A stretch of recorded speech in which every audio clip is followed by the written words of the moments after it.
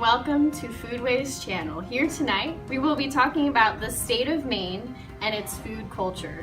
We will be showing you exclusive footage only seen here that we hope that you enjoy.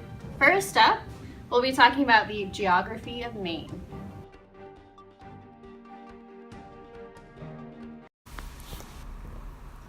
Maine state soil is cheese and cook soil, which is a soil type that was first identified in Maine and is one of the most widely distributed soil types in Maine. The soil series name comes from the Native American word for converging bodies of water, Chesapeake Lake, which is in the northern of Maine. It typifies the northern temperate and cool forest region of Maine. It consists of very deep, moderate, well-drained soil on till plains, hills, ridges, and mountains.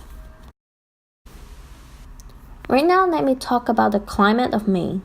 Maine is the northernmost state in the New England region of the northeastern United States, so it has colder weather compared to where we live here in California.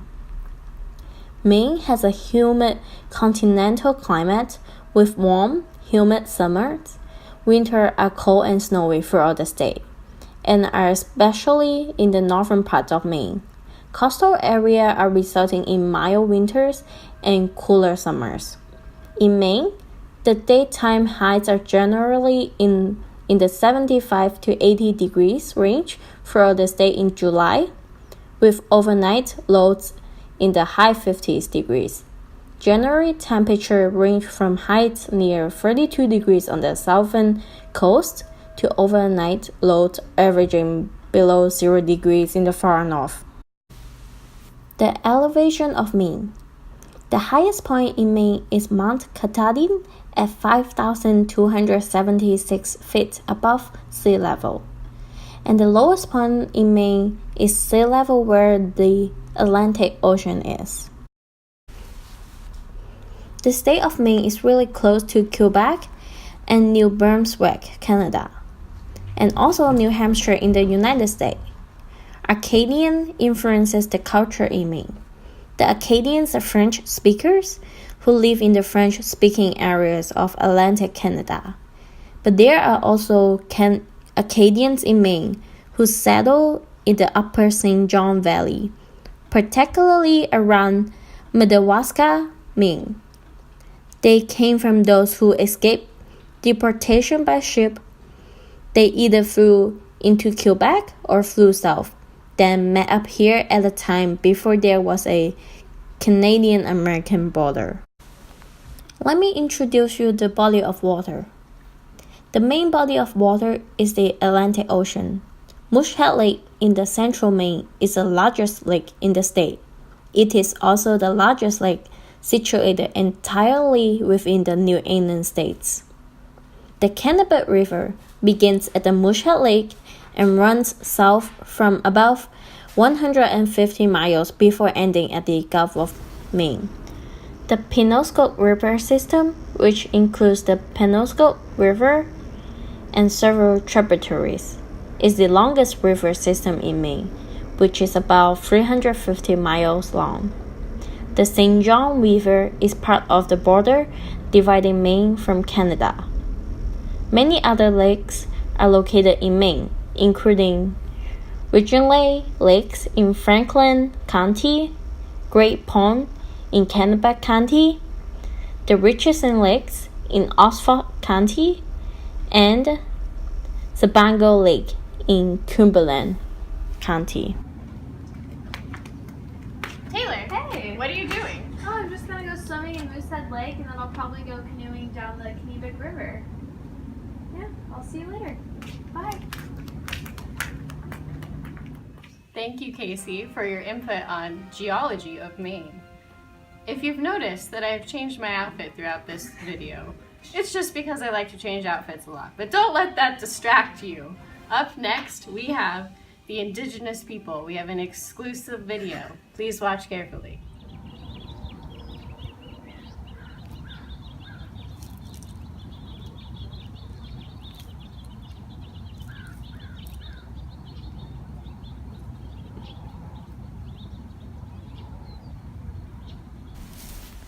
The earliest culture found in Maine was around 3000 BC to 1000 BC. The Red Paint People is one indigenous group known for their elaborate burials using red ochre or clay. Next came the Susquehanna, which was the first one of the indigenous to use pottery. When the first settlers came, the natives of Maine were Algonquian-speaking Wabanaki peoples, including the Abenaki, Passamaquoddy, and Penobscots. The food of the Red Paint People's diet included fish, shellfish, meat, berries, acorns, nuts, and roots. They used stone and bone tools. The Abenaki women would tend to the field and crops, which were planted in groups together.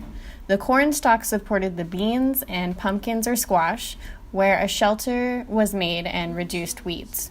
Then Abenaki men would hunt bear, deer, fish, and birds.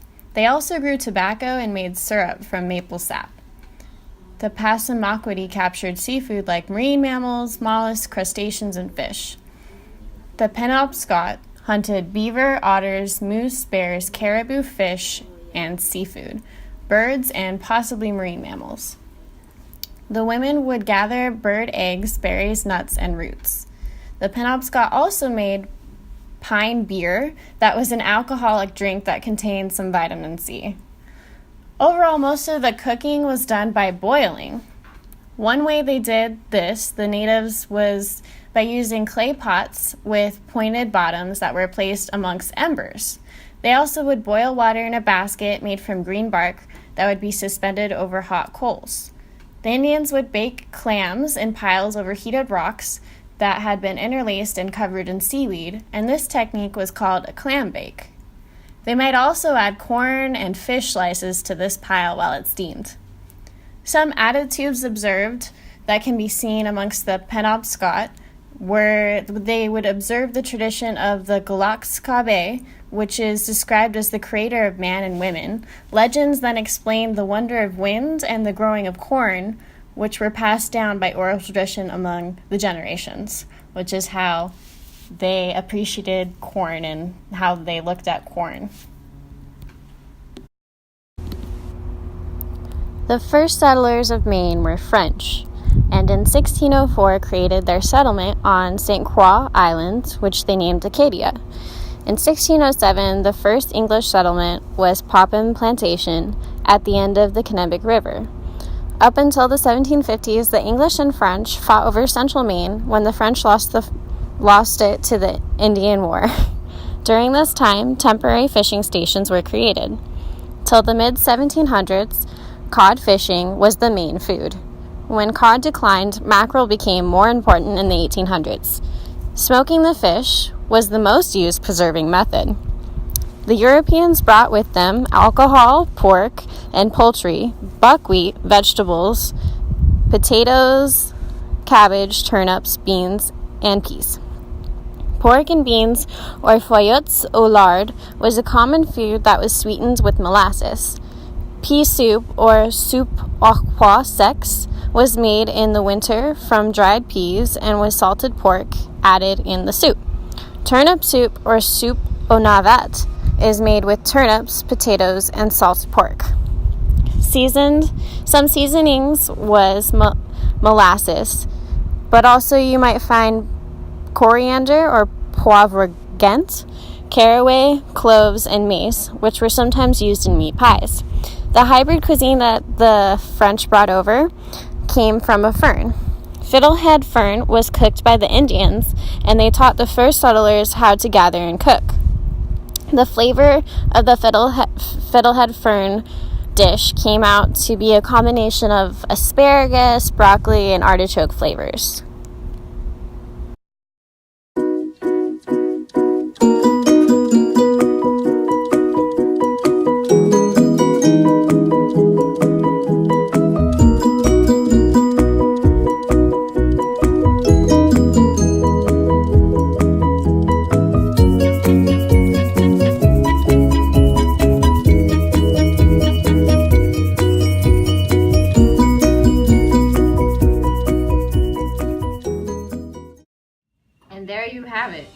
you've seen Indigenous Pocahontas meeting her first settler. She was very wary of that new appearance, but she's come to become friends together. And next up, you'll see I've gone back in time. I've gone on site in Maine. The first wave of immigrants to settle in Maine were the colonists who came over from England. The colonists would eat many different types of food and prepare the food many different types of ways. This still has an impact on Maine's cuisine today. As soon as food was ready for consumption, it had to be eaten because there was no refrigeration and food would rot. Fresh fruits and vegetables were not available all year, and hunting was made difficult during some of the weather conditions that the colonists faced. This obviously caused a problem of food shortages in the winter, and methods of preserving food were soon made. Animals were slaughtered in the autumn and preserved in salt. Some of the techniques that were used to preserve the food were salting, smoking, pickling, and making jams and syrups out of the fruits.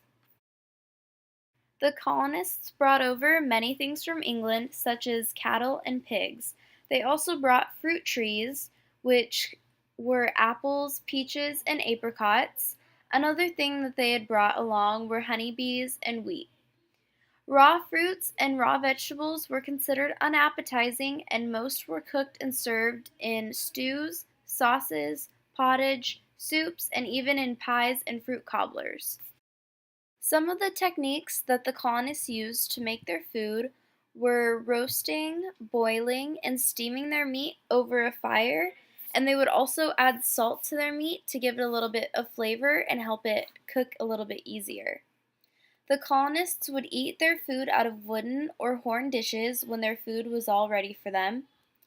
And some of the customs that the early colonists brought over to the New World with them was their religious ways.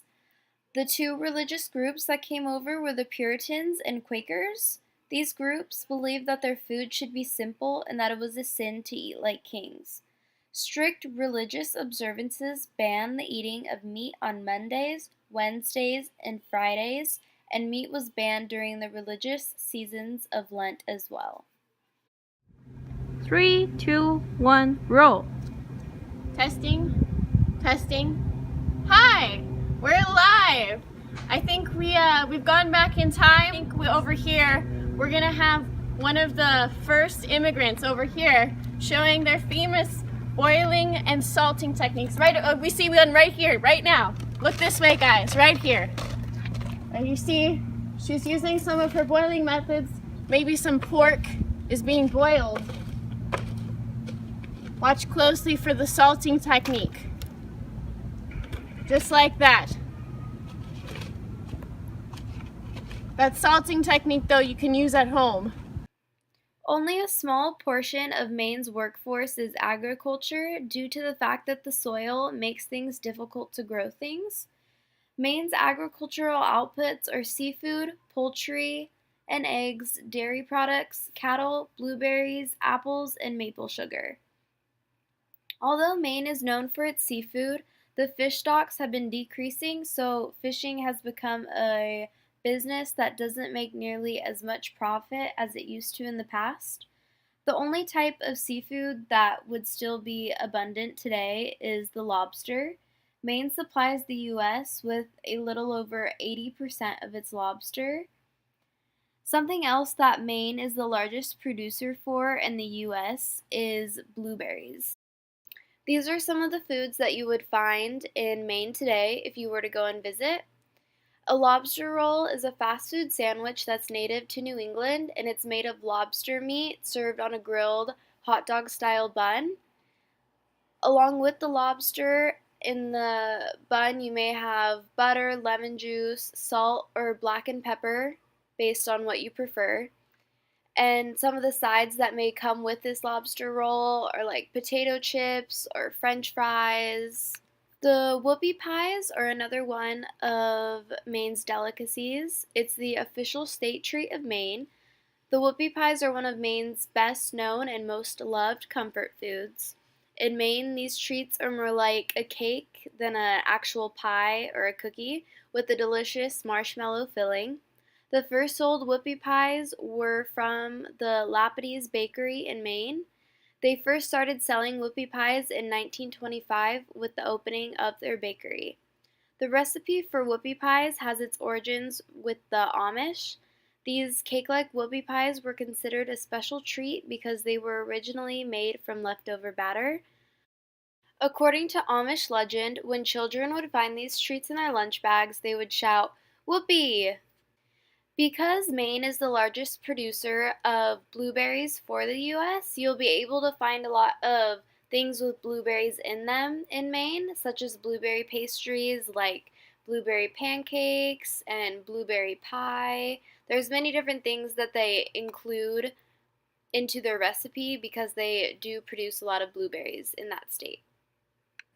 In Maine, a celebration calls for a clam bake. Shellfish is steamed over layers of seaweed, building flavors of sea on sea for these clam bakes.